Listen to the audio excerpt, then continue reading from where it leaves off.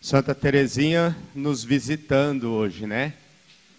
Então, a gente vai andar de rosa branca hoje, porque é um sinal claro que Santa Teresinha veio nos visitar.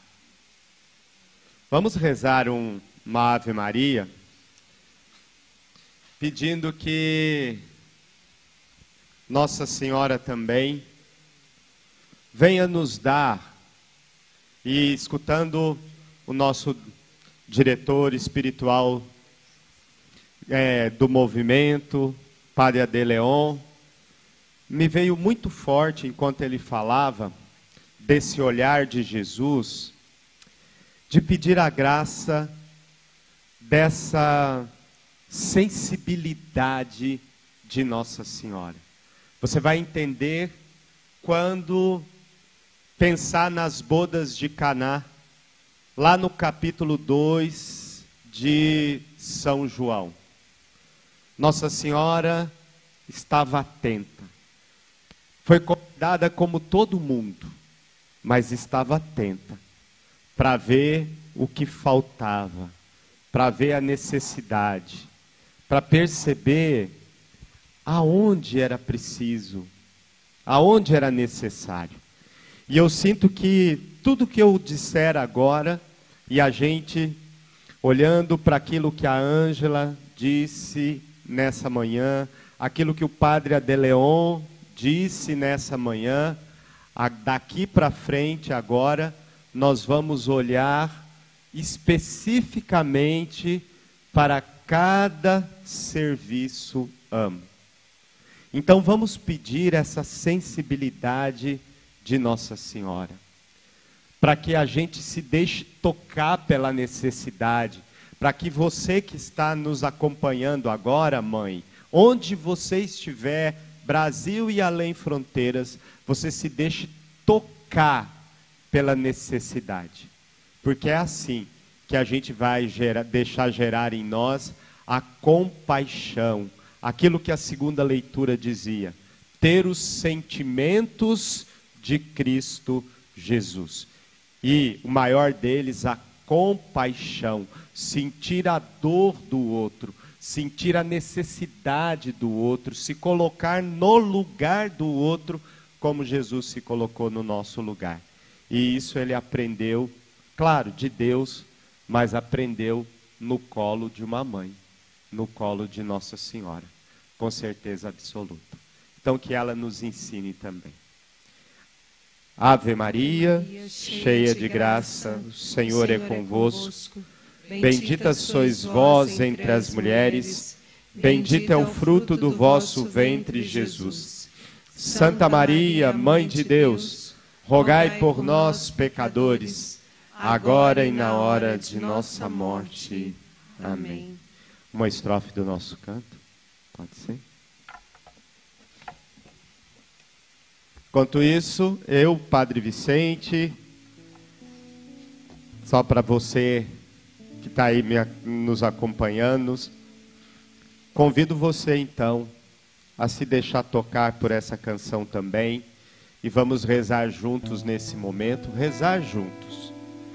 O amo, filhos encarcerados.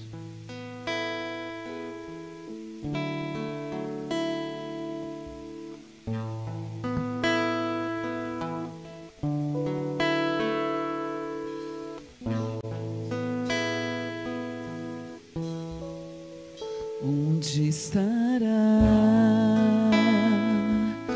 aquele que eu concebi? Confiei aos cuidados teus e agora não está aqui. Onde estará o que um dia se descuidou? Acaso os erros que cometeu são maiores que os teus?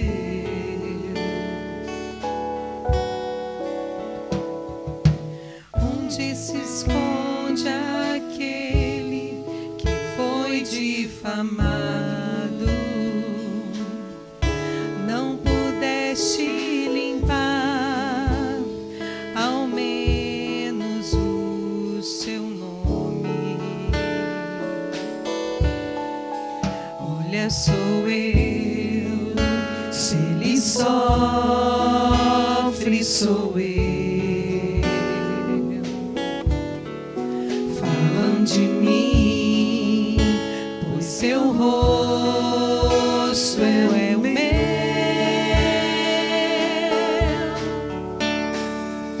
Como receberás o sol no outro dia? A luz te lembrará o semblante dele,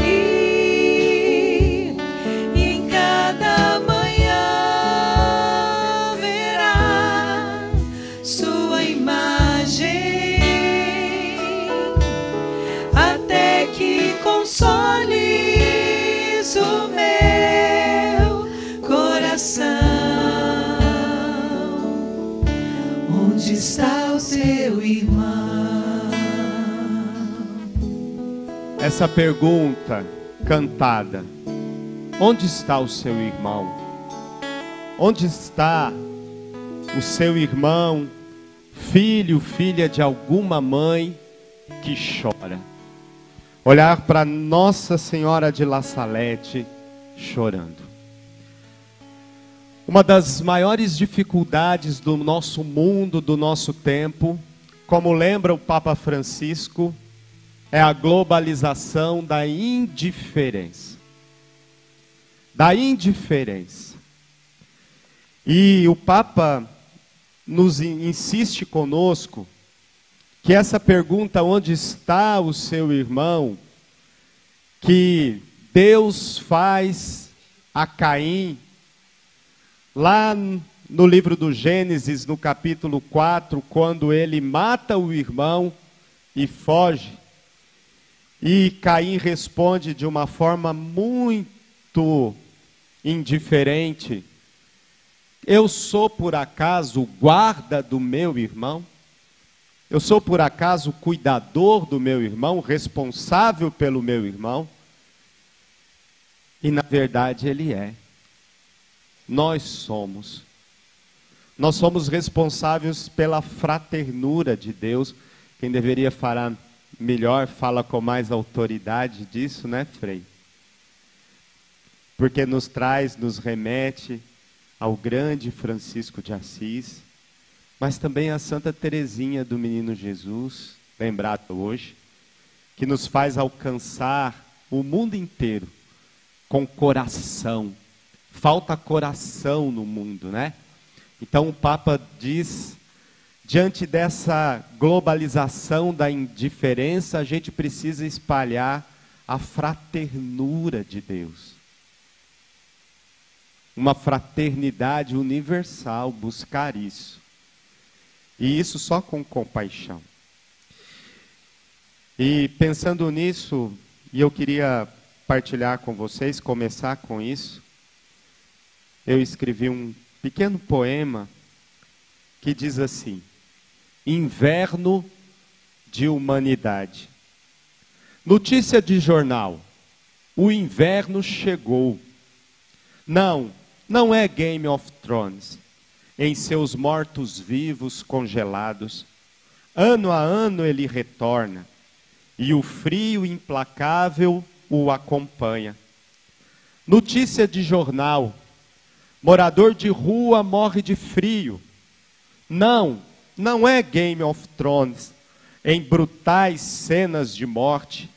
É realidade superando ficção. Vida humana vale pouco, no inverno ou no verão. Não é Game of Thrones, em ânsia pelo trono de ferro.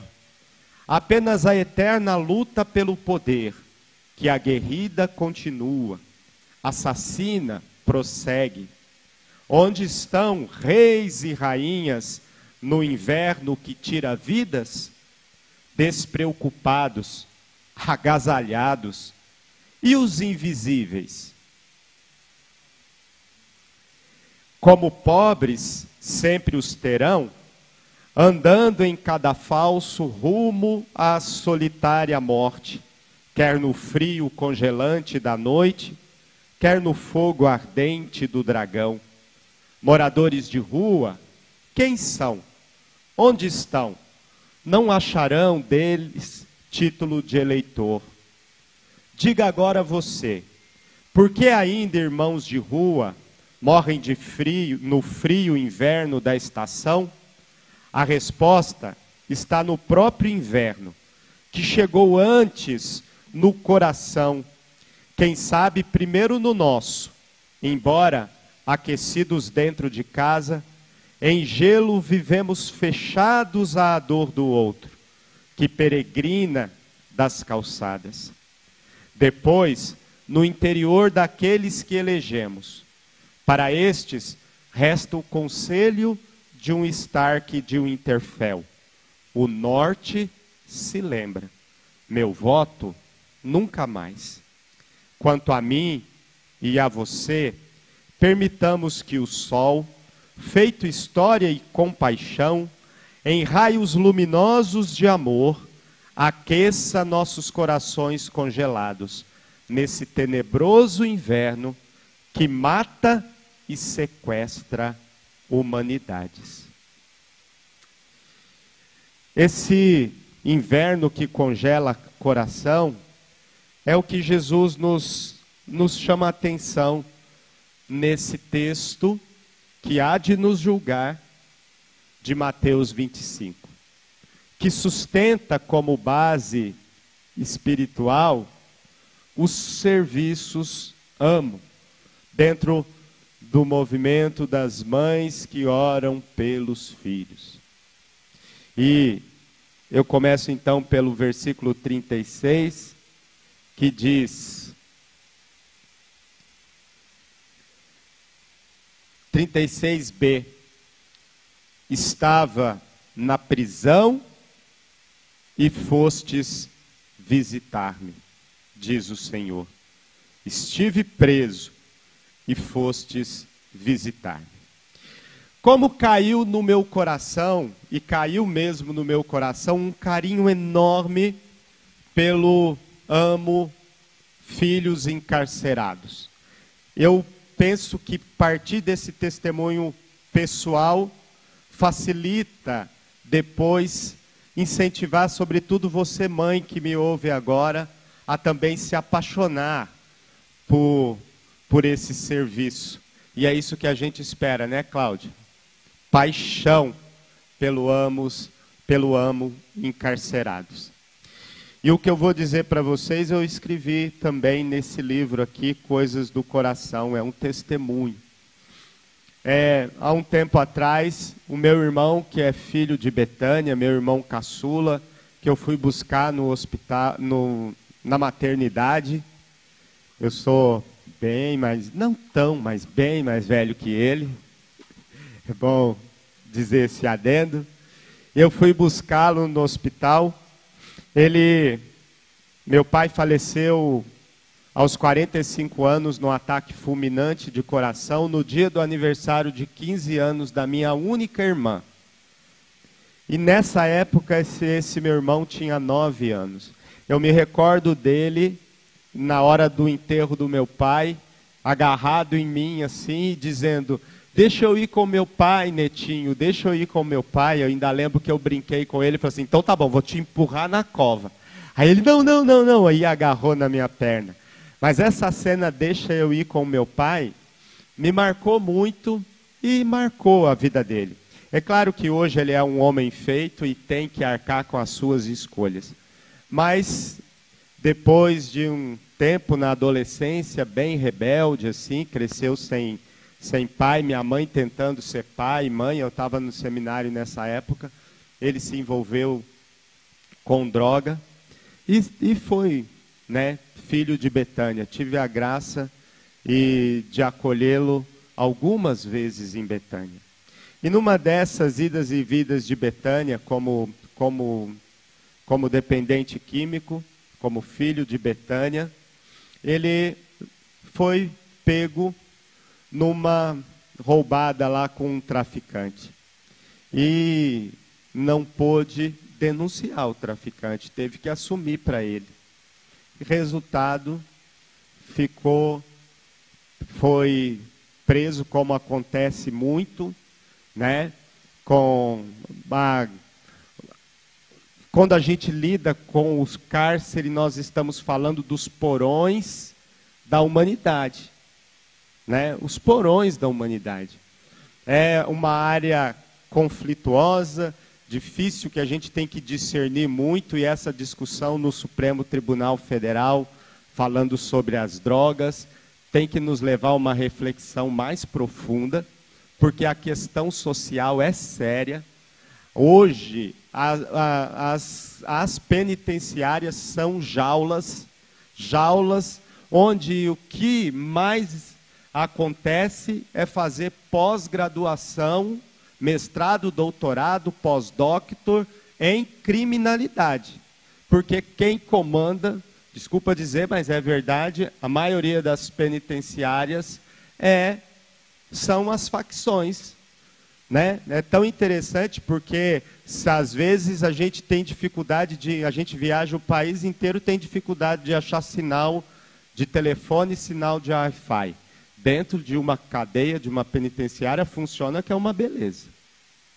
E porque funciona, o tráfico funciona lá. Comércio de tráfico funciona lá dentro. Bem, e eu pude, não só teoricamente, por causa dos meus filhos e filhas de Betânia, ter contato com essa realidade quando, como é a expressão que eles usam, esse meu irmão caçula caiu. E quando ele foi preso, eu confesso para vocês que a minha primeira reação foi de uma revolta muito grande. Eu fiquei muito bravo com ele, vamos dizer assim, para dizer o mínimo.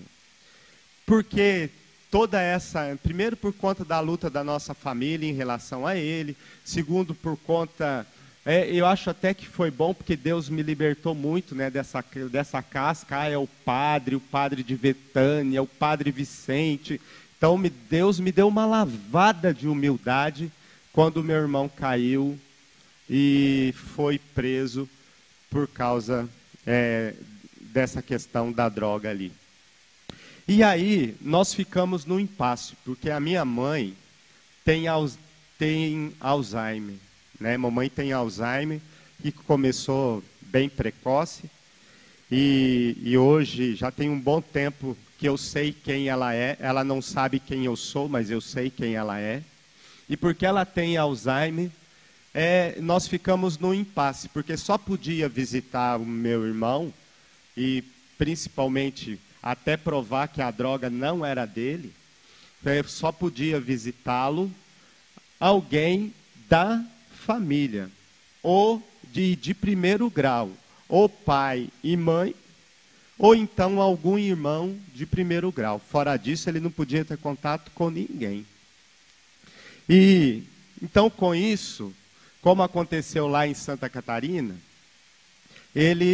só tínhamos lá eu e a minha irmã, porque na época eu tinha recém trazido eles, né, minha irmã, que cuida da minha mãe com Alzheimer, para morar lá perto, em São João, lá perto de Betânia, em São João Batista, com a pseudo-ideia de estar mais perto e ajudar. Mentira, ajuda nada, que essas correria toda, a gente ajuda muito pouco. Mas só o fato de estar perto, de ser apoio, de poder, antes de ir para a missão, passar lá, ver mamãe, vê-los ali, né, estar com eles. E então, isso facilitou muito. Então, só eu e minha irmã podíamos visitar o meu irmão. E aí, gente, criou-se um impasse. Porque a minha irmã diz: eu não vou passar por aquilo, eu não vou passar pela revista. Minha mãe não podia ir. Aí, com muita resistência, eu que já tinha ido visitar filhos de Betânia, não queria internamente ir visitar o meu irmão, mas tomei a decisão. Por Jesus eu vou lá visitar ele no primeiro momento. E foi assim que eu me dispus a ir no presídio. Agora eu entro no que é específico, porque o meu tempo já está indo. Então, no que é específico do Amo Cárcere. Quando eu passei aí, lá, e foi um impacto muito grande, pude me reconciliar com meu irmão, a primeira visita, nós passamos mais tempo em silêncio, chorando os dois do que outra coisa, tivemos que nos reconciliar, foi um caso sério, muitas mães aqui me ajudaram muito para poder pagar advogado para ele, lá, então foi um momento de reconciliação. Mas uma coisa me impactou, porque na primeira visita que eu fui fazer a esse meu irmão, para minha surpresa, havia 30 pessoas para entrar no presídio. Dessas 30 pessoas, um homem, o padre. Depois, umas 3 ou 4 esposas. Todas as outras eram o quê? Mães. E isso me chamou muita atenção. E eu pude ali, naquele momento ali, que a gente espera, e que vai tendo a revista, e eu fiquei impactado com tudo que aquelas senhorinhas, às vezes senhorinhas, passavam para poder entrar naquele lugar. E aí eu pude ali conversar com muitas dessas mães. Eu já havia parado, escutado, o Padre Lúcio e eu fazemos muito isso, escutar as mães dos nossos filhos de Betânia. Mas ali dentro, naquele lugar, sobretudo ali no pátio, antes da visita, mesmo ao abrir os portões para a visita, mesmo àqueles que você vai ao encontro, e só pode falar com aquele que você vai ao encontro, eu pude conversar com muitas dessas mães. E me chamava a atenção. Eu vim visitar o meu filho, o meu menino. Eu vim trazer a comida que ele gosta. Porque o meu menino isso, o meu menino aquilo. E eu pensava assim, meu Deus, olhava lá dentro o meu menino. Você olhava para a cara do meu menino e pensava. E aí eu entendi. Primeiro o que Jesus diz nesse evangelho. Foi a mim que fizestes. E depois eu entendi aquilo que está na liturgia de hoje. O rised. A misericórdia. Esse Deus que ama como mãe. Essa foto aqui do coração de Jesus, essa mão que está aqui, o molde foi feito nas mãos da minha mãe que tem Alzheimer. E por isso eu escolhi essa foto. Porque eu entendi lá no presídio o que essa mão significa. É a mão misericordiosa de Deus, o coração de Jesus, é mão de mãe. Deus nos ama com mãos e coração de mãe. Porque esse é o olhar. Impacta, sabe esse inverno do coração que eu falava no início? Por que não tinha um pai? Porque nós vivemos num país de mães. Por que o Bolsa Família, o cadastro é de mães? Então, ali caíram muitas das minhas resistências, caíram muitas das minhas dificuldades, do meu olhar, até da minha compreensão de teologia, mudou muita coisa, e eu fui, sobretudo, entender a importância. Quando a Ângela me disse do Amo Cárceres, no meu coração, eu dizia, eu preciso conhecer. Porque é de fato ação do Espírito nessa hora da história. Porque só Deus sabe, e muitas de vocês também, sabem o que passa uma mãe que tem um filho encarcerado.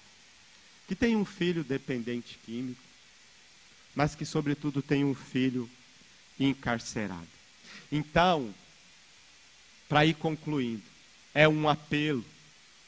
É um apelo para que você, mãe, possa se engajar no amo filhos encarcerados, porque você precisa ser essas mãos de Deus, esse coração de Deus, primeiro junto daquelas mães, assim como pede o serviço, a missão do amo encarcerados, eu começo falando isso, não é substituir a pastoral carcerária. Não é fazer o que a pastoral carcerária faz. Eu entendo que o específico, e por isso que eu fiz questão de começar com esse testemunho, eu entendo que é esse o específico mesmo. É ser esse suporte para aquela mãezinha que está ali, naquele momento, e que às vezes não tem ninguém, que passa pela vergonha que eu passei, porque o primeiro sentimento é de vergonha. Porque ela não tem como não se perguntar, onde foi que eu errei, o que faltou? E tantas outras coisas que o coração dessa mãe sente, né, ali naquele momento. Então veja bem, o amo encarcerados, atrás, palavra da Ângela, atrás de cada encarcerado tem um menino, como tantas vezes eu ouvi ali, que a mãe ama e por quem ela clama. Então o que é? É um serviço que pode ser presencial e virtual. O presencial, as mães do movimento acolhem outras mães, como eu disse. E ali naquela parte onde eu pude conversar com tantas mães, na parte externa do presídio, durante a visita aos seus filhos encarcerados, para escutar e rezar. E vocês não têm noção de como isso é importante. Quantas vezes eu ouvi ali, a visita acontecia toda sexta-feira, às vezes que eu podia ir, a mãe dizia, padre, o senhor me dá uma bênção para eu ter força para encontrar o meu filho? Claro, dou. E quase virava para ela e falava, a senhora me dá uma bênção para eu ter força para encontrar o meu irmão? Porque ela espera aquilo naquele momento. Então, às vezes, outro dia eu falava lá em Santa Catarina com a Lu, né? A Lu, mas parece ser tão pouco. Falei, Lu, não é. Não é pouco, é muito, Lu. Porque você está sendo ali sinal claro da misericórdia de Deus e da presença da igreja que diz, você não está sozinha, mãe. Eu estou contigo. Vamos junto. A igreja está contigo. As mães que oram pelos filhos do Brasil inteiro estão contigo e com você, mãe, e em movimento, estão rezando pelo teu filho também. A graça virá. Porque às vezes é a única coisa que ela confia para a mudança do coração daquele filho. E nós acreditamos no poder da mudança, na transformação, assim como eu acredito, rezo e aos poucos vou assistindo a transformação do coração do meu irmão. Eu acredito na transformação de cada filho, de cada mãe que tem um filho encarcerado. Então, o amo presencial faz isso. O amo virtual encarcerados é o grupo de WhatsApp, Telegram das mães de todas as regiões do Brasil que possuem filhos encarcerados, que desejam participar, onde podem partilhar as suas dores em conjunto, rezarem juntos umas pelas outras, e isso é tão importante, né? Então veja, esse fortalecimento espiritual de todas as mães é aonde foca o movimento. Então pergunte-se, mãe, se você não pode de fato fazer parte desse serviço e estar ali, né? Então, e aí entrar em contato com a Cláudia, que trabalha no Nacional, né, Cláudia? Entrar em contato e aí nos estados, hoje, procurar saber divulgar o máximo que a gente puder, amo encarcerados, para a gente poder fazer essa rede de misericórdia nesse tempo que precisa tanto, tá bom? Quero terminar rezando. Queria pedir para você fechar os seus olhos. Depois, quando a gente falar do Amo Filhos Virtuais, nós retomamos um pouco dessa espiritualidade, dessa força. Mas eu quero terminar de uma forma muito singela, convidando você a rezar agora pelas mães com seus filhos encarcerados e rezar por esses filhos, unidos daqui de Vitória, de onde nasceu o movimento das mães que oram pelos filhos. Então a gente acredita que daqui o Espírito Santo irradiou esse carisma que busca restaurar famílias pelo poder da oração. Então, aonde houver uma mãe que tem lá, que chora como Nossa Senhora de La Salete, pelo seu filho, a sua filha no cárcere, que ela receba a força necessária e que Deus conceda a graça de muita libertação, de muita cura. É o que nós pedimos, em nome de Jesus, em nome do coração de Jesus, que nos ama com amor de mãe, com amor de misericórdia. Onde se esconde aquele que foi difamado?